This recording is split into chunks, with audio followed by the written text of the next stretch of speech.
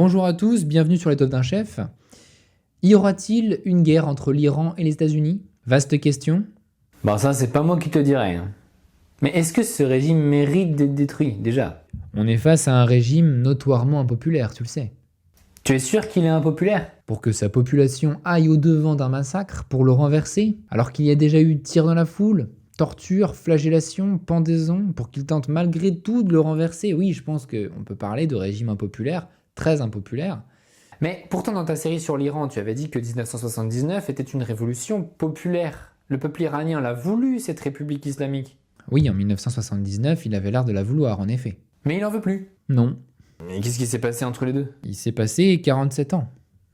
Il s'est passé 2 générations. En 2 générations, l'Iran a eu le temps de changer de visage. À l'origine de cette crise, il y a l'inflation. Pendant toute l'année 2025, les Iraniens n'en pouvaient plus, la monnaie s'est effondrée, acheter de la viande ou de l'huile ou un œuf est devenu impossible, la monnaie est partie dans une inflation complète, on peut se chauffer quand même, le gaz est abondant, mais l'électricité est interrompue sans cesse, quotidiennement, par à-coup, l'eau est en situation de pénurie dans de nombreux endroits, donc la vie quotidienne n'est plus possible. Ils n'arrivent plus à se nourrir. Et quand le frigo est vide, évidemment, toutes les tensions remontent. Alors c'est rare de voir un régime à ce point détesté par un peuple, et en même temps, ces griefs ne semblent pas atteindre le moins du monde la détermination de l'élite au pouvoir. L'Iran nous paraît être en pleine hémorragie, mais le noyau qui dirige l'Iran, lui, est pareil à lui-même. Khamenei a reconnu qu'il y avait eu des milliers de morts, mais sa détermination ne faiblit pas, il dit qu'il se battra jusqu'à la dernière goutte de sang. Pourquoi il est déterminé comme ça? Parce que de son point de vue, à Khamenei, c'est pas le régime qui a causé cette dégringolade, mais les sanctions américaines que subit le pays. Et donc il va renvoyer la faute sur les États-Unis. Et que répondent les États-Unis à ça? Les Américains y répondent, t'avais juste à renoncer à l'arme nucléaire et tous tes problèmes se seraient évanouis en un clin d'œil. On lui interdit même pas de torturer ses opposants. En fait, on lui demande de renoncer à l'arme, cette fameuse arme qui détruira le monde. Il y a un problème de confiance vis-à-vis de cet acteur international, et donc on lui demande de renoncer à acquérir un pouvoir si terrible. Mais bon, l'Iran a persisté, il avait l'air d'y tenir mordicus, et donc il y a eu ces fameuses sanctions. On y reviendra. Donc les deux se renvoient la responsabilité réciproquement, et entre les deux, il y a un peuple qui est en train de mourir, quoi. Oui, bon après, celui qui appuie sur la gâchette, c'est l'Iran quand même. Expliquons bien le mois de janvier 2026. Les manifestations ont commencé fin décembre. Ce mouvement de révolte concerne toutes les villes iraniennes. Téhéran, Mashhad, Ispahan, Kholamabad, Tabriz, et encore plus les régions qui sont liées à un groupe ethnique comme le Kurdistan ou le Baloutchistan. Donc la révolte est absolument partout. Le 8 janvier, le prince Reza Pahlavi, prétendant au trône, a lancé un appel à la mobilisation. Et non seulement le peuple iranien semble avoir répondu à son appel, en tout cas il y a eu une réponse, mais immédiatement une répression sans précédent s'est abattue sur le pays. D'abord on coupe Internet, c'est un blackout total, un blackout qui dure depuis le 8 janvier, là ça va faire un mois, pas de Google, pas de réseau social, pas de télévision étrangère, pas de moyens de communication. La seule chose qu'on peut entendre, c'est la télévision publique qui relaie la propagande décourageante de l'État. Le blackout est numérique, mais aussi en partie électrique, puisqu'il y a des coupures d'électricité quotidiennes. Donc, que s'est-il passé en janvier 2026? Ça va être difficile de tout vous dire dans le détail. Il y a une occultation numérique. Silence, ne regardez pas là, on massacre. Il y a quand même des images qui nous sont parvenues. On sait qu'il y a du sang, on sait qu'il y a des patrouilles, on sait qu'il y a des tueurs montés sur des pick-up, on sait que les forces de répression tirent dans la foule, elles visent la tête.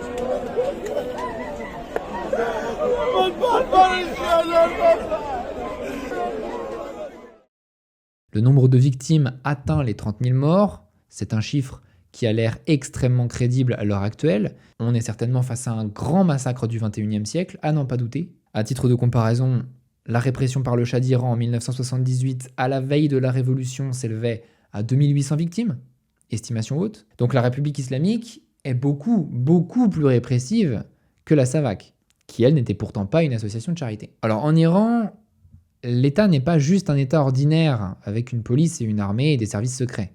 C'est pas comme ici. Il y a tout un tas d'acteurs supplémentaires dont l'existence s'explique par leur rôle joué dans l'idéologie du régime. Il y a d'abord les Bassidji, ce sont des agents à la solde du gouvernement, plutôt fanatiquement endurcis dans l'islam chiite. Certains sont bénévoles, d'autres reçoivent des primes. Il y a quelques professionnels. Ils répriment au fusil à pompe, ils tirent à la chevrotine comme à la chasse, sauf que là c'est une chasse à l'homme.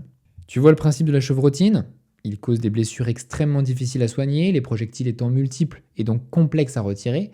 Beaucoup portent des kalachnikovs ou des armes blanches ou des matraques. Alors la deuxième force, c'est évidemment la police, la Faraja.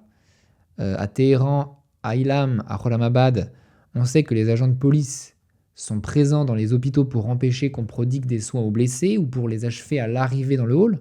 Ils portent des pistolets, des matraques, des gaz lacrymaux, et ils sont formés spécifiquement au combat urbain. On note également la présence de milices chiites étrangères, milices irakiennes ou afghanes venues faire une partie du sale boulot. Elles interviennent dans certaines régions. Dans certains quartiers de Téhéran, on a vu des unités appartenant au Hashd al-Sha'bi, qui sont liées à Bagdad. Dans le Khorasan, donc à l'est, il y a des milices afghanes. Bon, c'est à peu près cohérent. Enfin, c'est peut-être là le plus important, pour bien marquer la loi martiale, les Pasdaran sont mobilisés. Les Pasdaran, ou gardiens de la Révolution, forment la garde rapprochée autour du guide de la Révolution. Une garde rapprochée autour des intérêts vitaux du pouvoir iranien. Ils prêtent allégeance directement au guide et ils sont détenteurs de près de 40% de l'économie iranienne. Ils protègent non l'Iran, mais le régime. C'est sans doute une des composantes qui nous fait le plus rapprocher l'Iran des anciens régimes totalitaires.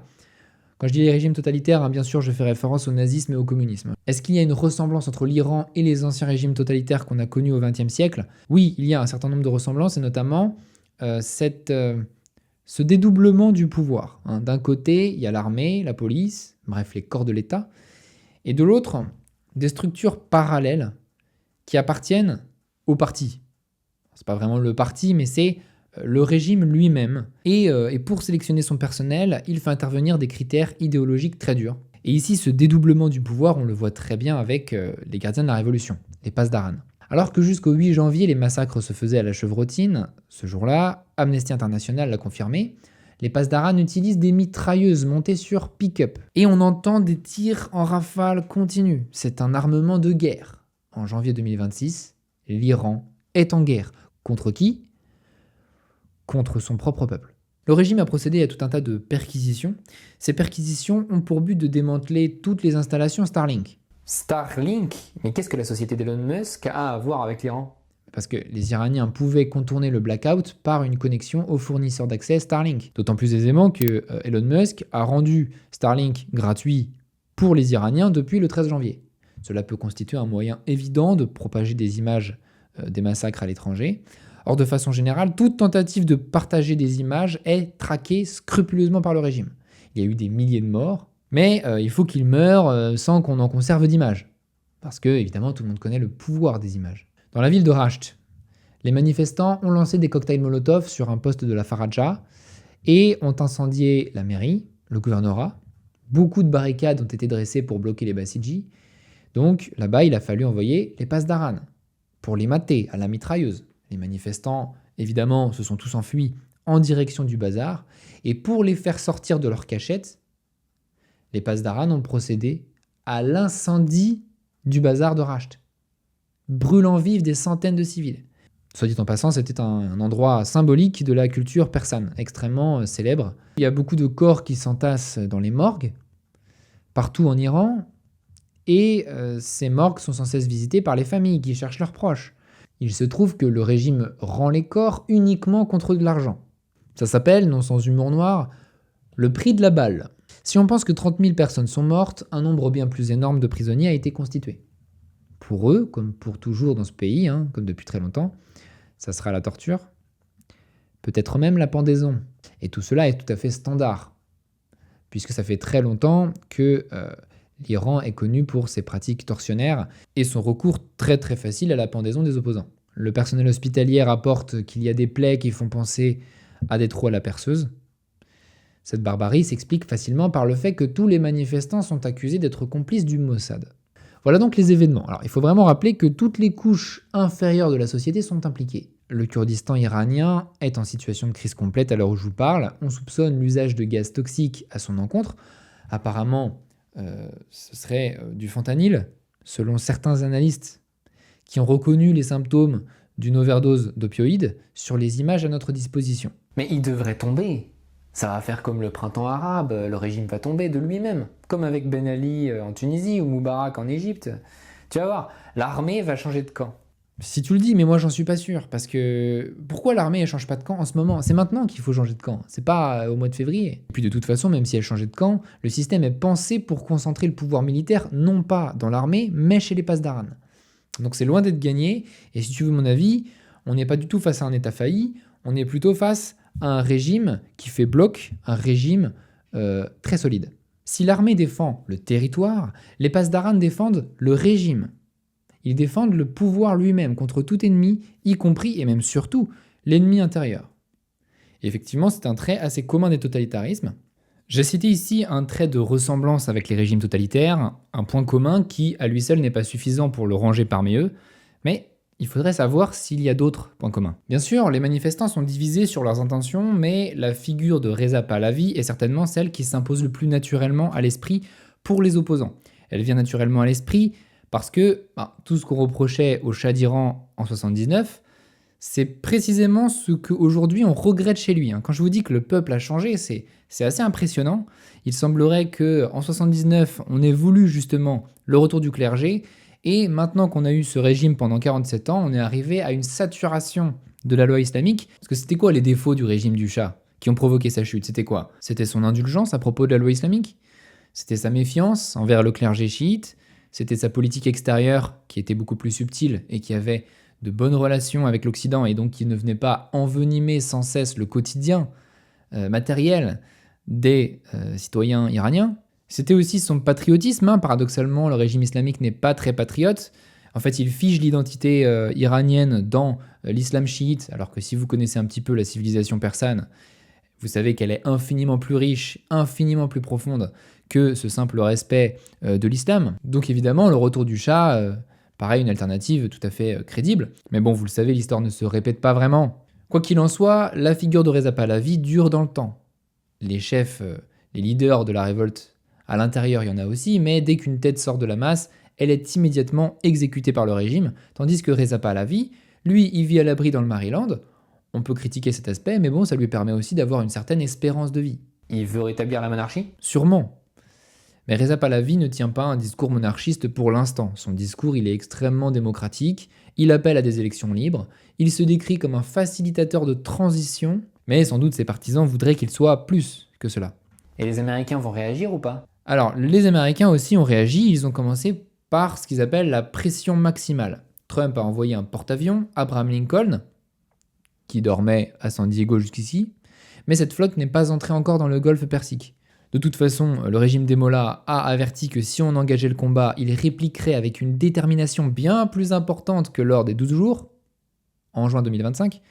Par ailleurs, j'ai fait une vidéo sur la guerre des 12 jours. Si vous voulez vous remémorer les événements, je vous invite à la visionner. En tout cas, les Américains aujourd'hui ils sont assez hésitants. Donald Trump est assez hésitant aussi. Pourquoi ce massacre? Il y a 3 causes principales. D'abord, la loi islamique. ensuite les sanctions américaines, et enfin la corruption du régime. Commençons par la première cause du massacre. C'est la loi islamique, ou plus précisément l'incapacité de la loi islamique à se faire accepter, à se faire aimer des populations. Là-bas, le régime, c'est la charia. Donc en France, les musulmans, ils cherchent à se faire accepter, à faire accepter les femmes voilées, etc. En Iran, ils sont non seulement acceptés, ils encadrent la société. La société est entièrement régie selon leurs règles.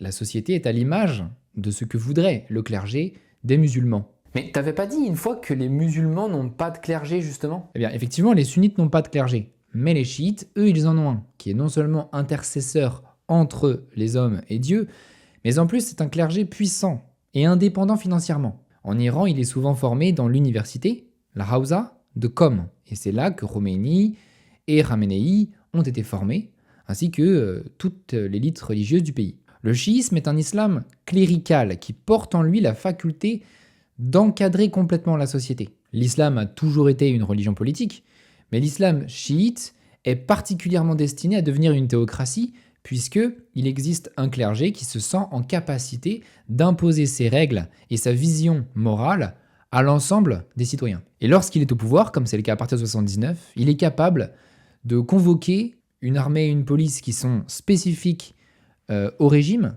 pour faire appliquer des sanctions qui jusqu'ici n'étaient que des sanctions symboliques ou morales. Alors maintenant, que nous dit ce clergé ? Que prétend-il ? Il prétend que la meilleure organisation de la société, c'est la charia, la loi islamique, sous sa forme la plus littérale et la plus totale. Or, ce que cette élite n'arrivait pas à comprendre, c'est que, après 47 ans de charia, ils se sont retrouvés paradoxalement avec une société qui a pris ses distances avec l'islam.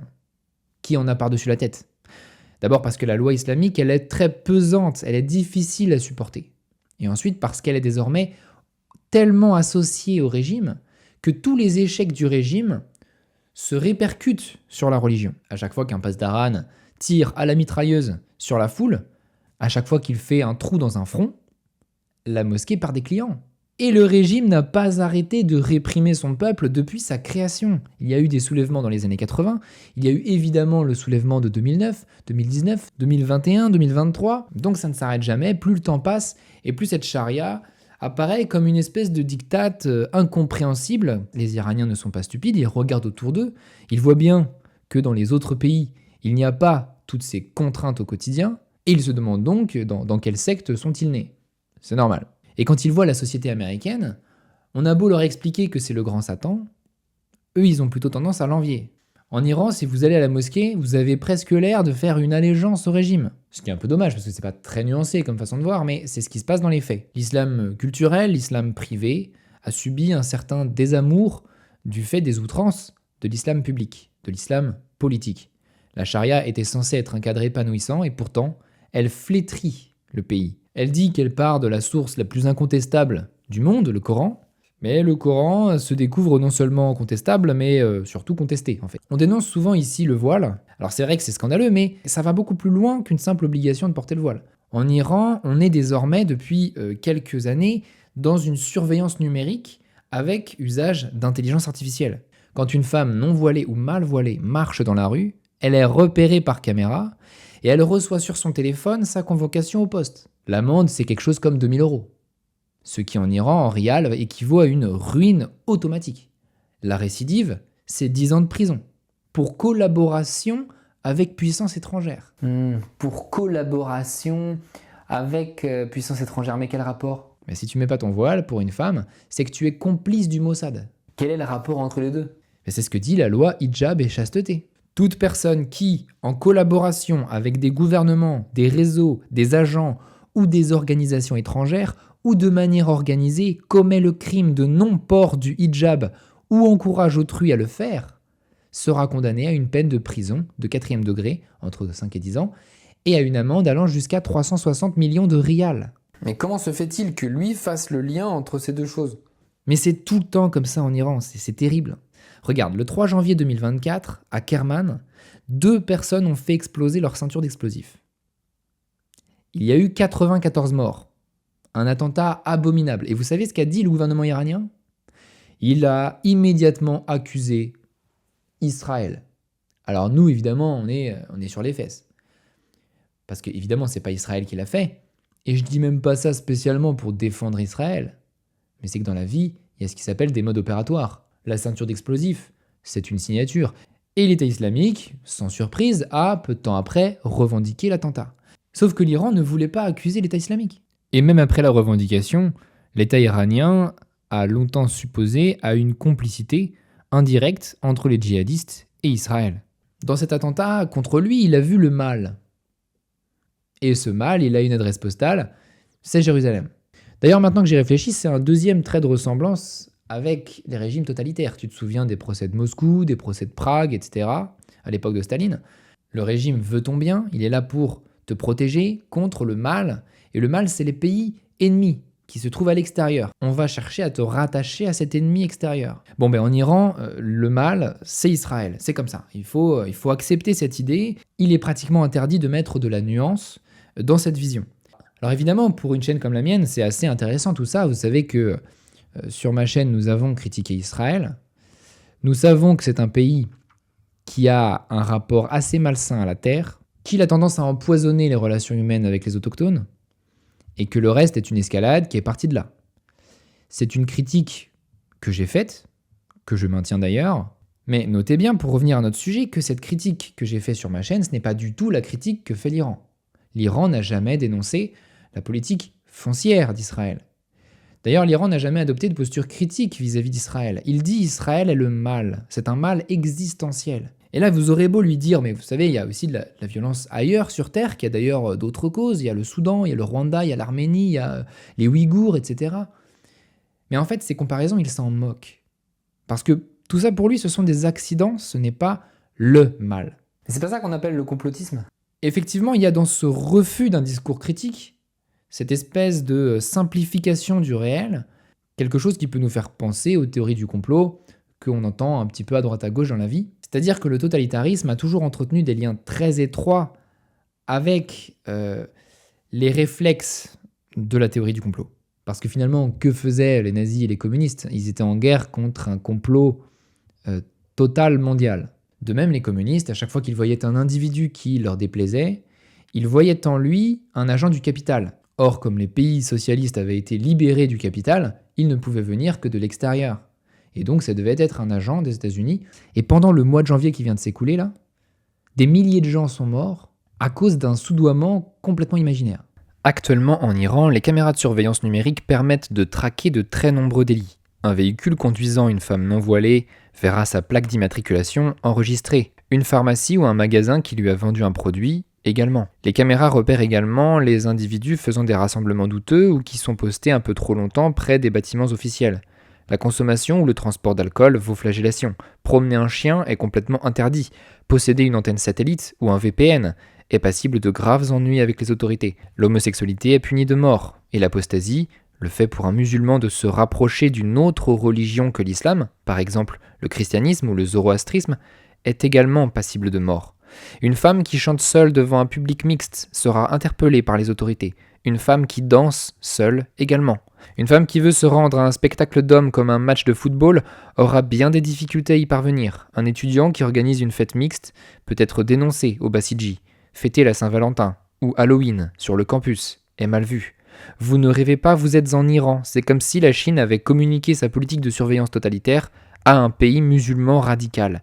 Voilà l'idéal que l'Iran révolutionnaire islamique veut que nous envions. Il y a de quoi être stupéfait par cette étroitesse d'esprit, cet échec civilisationnel. C'est pourtant une étonnante réalité qui ne demande qu'à s'étendre dans le monde, à travers l'arc chiite, les liens que Téhéran entretient avec le Hezbollah, à Beyrouth, avec le Hashd al-Shabi, à Bagdad, avec les Houthis, à Sanaa. Bien sûr, dans les faits, et pour l'instant, les autorités ne peuvent pas toujours tout empêcher et n'ont pas des moyens illimités. En pratique, il y a quand même une marge de manœuvre pour ceux qui veulent s'amuser, mais l'objectif de la République islamique est de diminuer cette marge d'année en année à mesure que s'accroissent son pouvoir et son armement.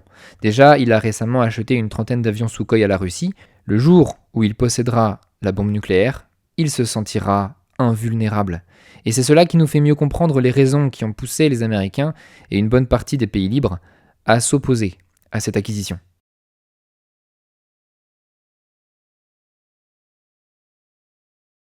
Mais enfin, c'est pas ça qui explique que le frigo soit vide. Les frigos sont vides.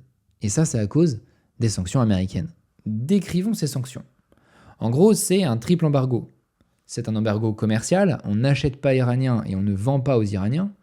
Ensuite, c'est un embargo financier, l'Iran ne peut pas utiliser le système SWIFT qui relie les banques entre elles dans le monde, le fameux code BIC qui se trouve sur ton RIB. Et enfin, un embargo monétaire, l'Iran ne peut pas acquérir des dollars, la monnaie des échanges internationaux. Embargo commercial, financier, monétaire. Mais ils en souffrent?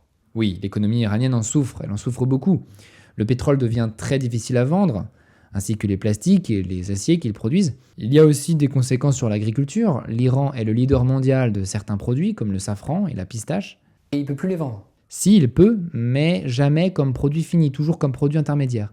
L'Iran de plus est très dépendant en médicaments, ils deviennent difficiles d'accès, beaucoup de maladies comme le cancer, le diabète ne sont pas traitées correctement, et en aéronautique, les avions ne peuvent pas emporter de pièces de rechange. Bref, toute la vie devient compliquée en fait. Mais encore tout ça, c'est rien comparé à l'effet majeur de ces sanctions qui sont l'inflation, qui est l'élément central de l'année 2025. La monnaie, le rial, est en chute libre. Plus personne n'a envie de posséder cette monnaie qui n'inspire plus aucune confiance à personne.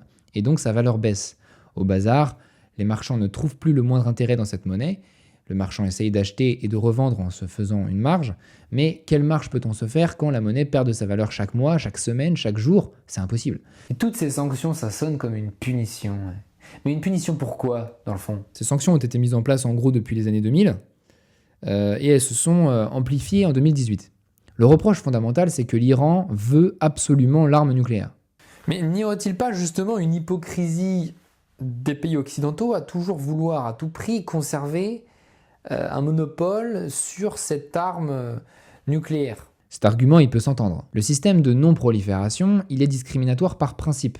Alors c'est sa force, parce que c'est précisément ça qui limite la prolifération, évidemment, mais c'est aussi ce qui le rend scandaleux pour tous les pays qu'il dénonce.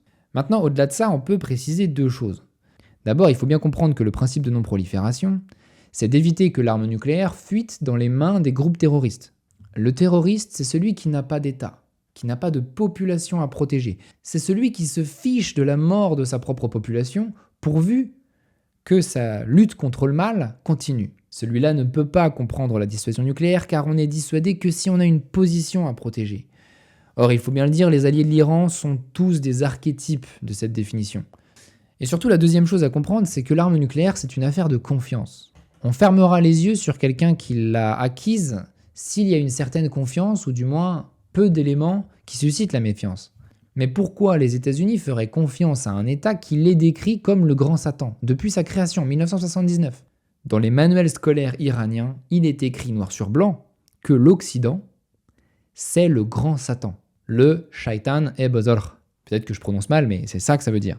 Les États-Unis n'avaient encore rien fait à l'Iran qu'il était déjà défini comme le grand Satan. Dès le début, dès 1979, sans qu'il n'y ait aucune raison diplomatique précise, parce qu'avant les États-Unis n'avaient jamais fait du mal à l'Iran, Khomeini a décidé que ça serait le grand Satan. Évidemment pour des raisons religieuses, dû au fait que l'Occident est rempli de mécréants, bien sûr. En somme, ce qui se passe, c'est que la légitimité de l'Iran est fondée sur une révolution dont l'écho doit être mondial.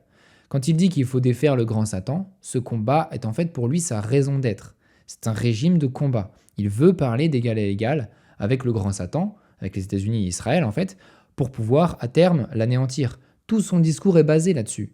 Chez lui, la politique extérieure passe donc avant la politique intérieure. Et c'est ce qui explique que la République islamique préfère encore tuer son peuple plutôt que de renoncer à sa lutte. Le bien de l'humanité passe avant le bien des Iraniens. Mais pourquoi l'Iran n'abandonne pas? Parce que même en admettant son point de vue, il veut prendre la défense des Palestiniens. Il veut pas que les Palestiniens se fassent massacrer, c'est louable, mais si à la fin de l'équation, c'est pour qu'il en arrive à massacrer sa population à lui, quel intérêt? Lui, il y voit un intérêt. L'Iran n'est pas un État comme les autres, qui aurait une administration et des prérogatives d'État. Il est quand même né dans un contexte particulier. Il s'est révolté contre un Shah dont le seul véritable crime était d'être allié aux États-Unis. La révolution de 79 était un refus d'alliance, un rejet de l'Occident. Mais résultat, l'Iran s'est retrouvé entouré d'une aura internationale. Tous les pays islamistes, plus tous les partis révolutionnaires, plus les gens qui sont touchés par le sort de la Palestine, ont tous besoin de l'Iran pour faire front contre les États-Unis. La légitimité de l'Iran est fondée sur une révolution dont l'écho est mondial. Quand il dit qu'il faut le défaire le grand Satan, ce combat est pour lui sa raison d'être. c'est un régime de combat.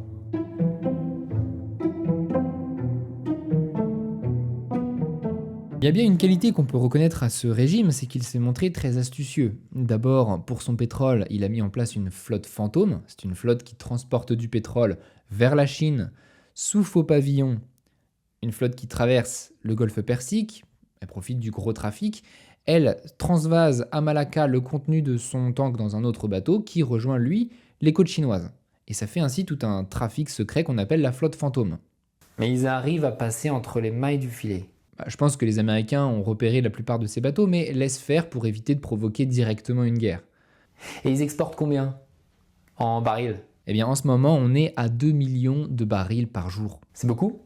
C'est même pas que c'est beaucoup, c'est sans précédent pour un pays censé être sous sanctions. Alors bien sûr, s'il n'y avait pas les sanctions, il pourrait exporter encore plus. Mais là, on peut quand même dire que l'Iran se débrouille très très bien. Cela dit, au niveau des rentrées d'argent, ce n'est pas suffisant, parce que la Chine a tendance à profiter de lui. Donc ça ne rapporte pas tant que ça. Là aussi où on peut voir qu'il est débrouillard, c'est au niveau militaire. Bon, déjà, il a un programme nucléaire, il a réussi à continuer son programme d'enrichissement d'uranium, c'est pas rien. Mais c'est pas que ça, il fabrique des drones. Il fabrique des drones, l'Iran. Et ces drones, il arrive à les vendre, par exemple, en Russie. Alors, depuis que l'Iran est sous sanctions, il y a un sujet qui est assez complexe pour lui, c'est la monnaie. Sa monnaie s'est effondrée.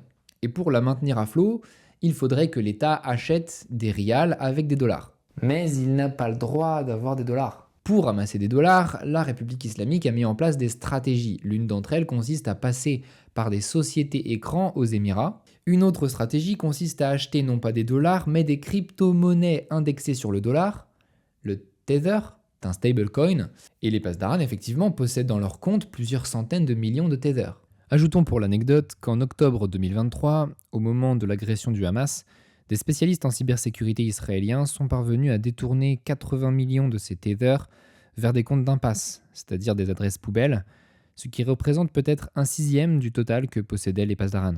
Très approximativement.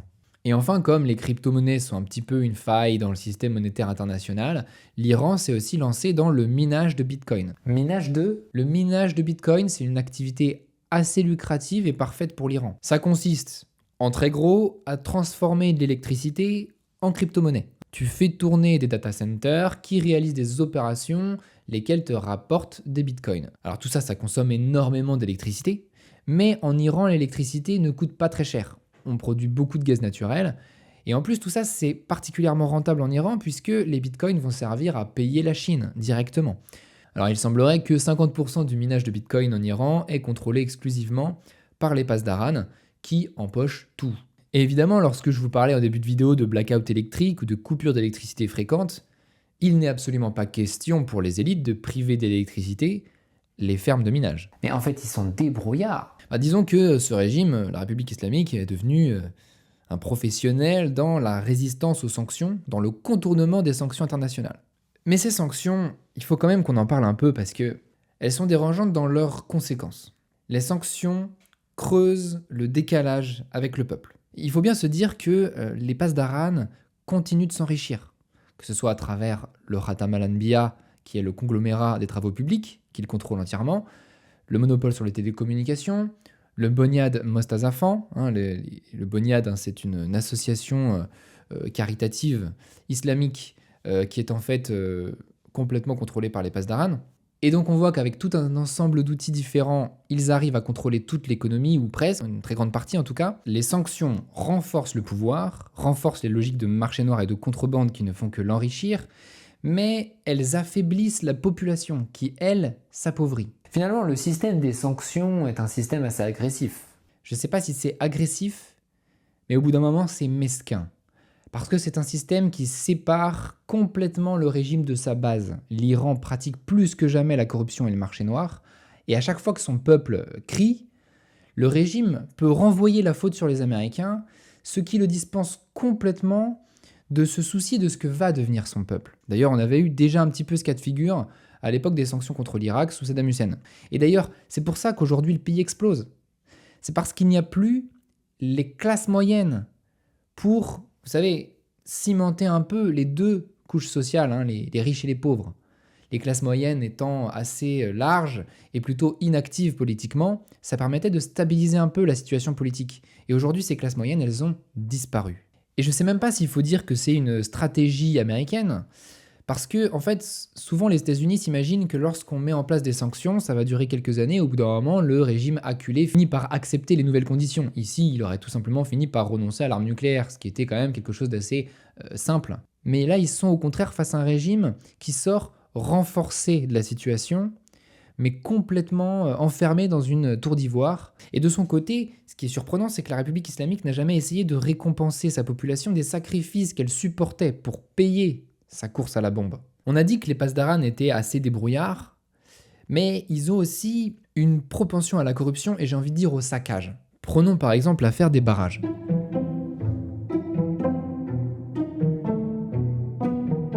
Leur conglomérat du BTP, là, Khatam Al-Anbiya, veut faire construire des barrages pour pouvoir alimenter en eau ses usines pétrochimiques et ses aciéries. Jusqu'ici, il n'y a rien d'étonnant. Mais à la stupéfaction générale, il a provoqué une véritable obstruction du fleuve Zayanderud. Ce fleuve passe à Ispahan, c'est-à-dire la ville la plus belle d'Iran, la vitrine de la culture persane dans le monde, à tel point que Ispahan n'a plus d'eau. Elle n'a plus d'eau et les sanctions n'y sont pour rien. Vous pouvez voir aujourd'hui depuis le ciel ce fleuve complètement desséché. C'est Paris sans la Seine. Et puis, une fois l'an, pour faire taire les malcontents, le barrage ouvre ses vannes et les habitants d'Ispahan se précipitent pour aller voir l'arrivée de l'eau, tout en sachant que quelques semaines plus tard, il sera de nouveau à sec. Et déjà là, on est dans le délirant, il y a pire.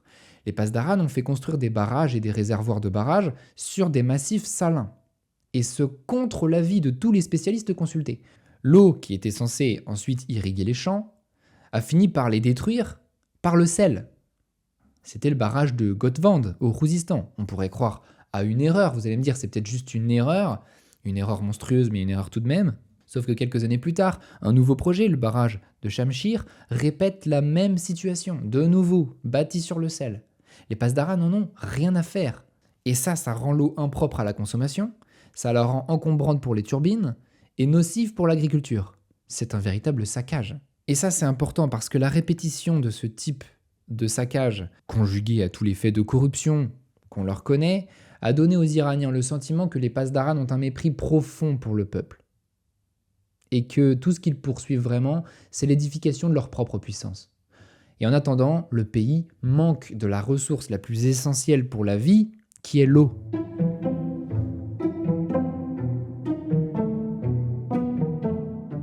Alors pour cette dernière partie, je voudrais partager des réflexions un peu personnelles.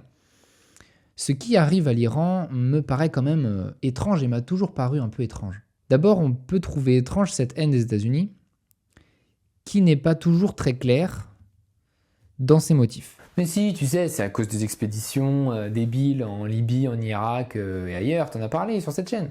Bah, évidemment, nous, on penserait d'abord à ça, ces guerres un peu absurdes, même stupides, qui ont rendu la puissance occidentale détestable au Moyen-Orient, en Irak, en Libye, en Syrie, etc. Alors oui, peut-être. Mais ces guerres, elles datent des années 90 et 2000. La révolution islamique et la crise des otages américains, c'était bien avant. C'était 1979. L'Iran haïssait déjà les États-Unis dès cette époque-là. Donc, question pourquoi ? Peut-être qu'à l'époque, les États-Unis piétinaient leur souveraineté, parce qu'apparemment, ils le font souvent. Bien sûr, on pourrait croire que les États-Unis ont insulté ou compromis les intérêts persans à l'époque du Shah. Spontanément, on se dit que le peuple iranien était remonté contre l'Occident jusqu'à faire appel à Khomeini parce que l'Occident lui avait fait du mal, d'une façon ou d'une autre. Et là, je peux comprendre, on serait sur un conflit entre puissances. Or, ce qui est très bizarre, c'est que c'est le contraire qui est vrai.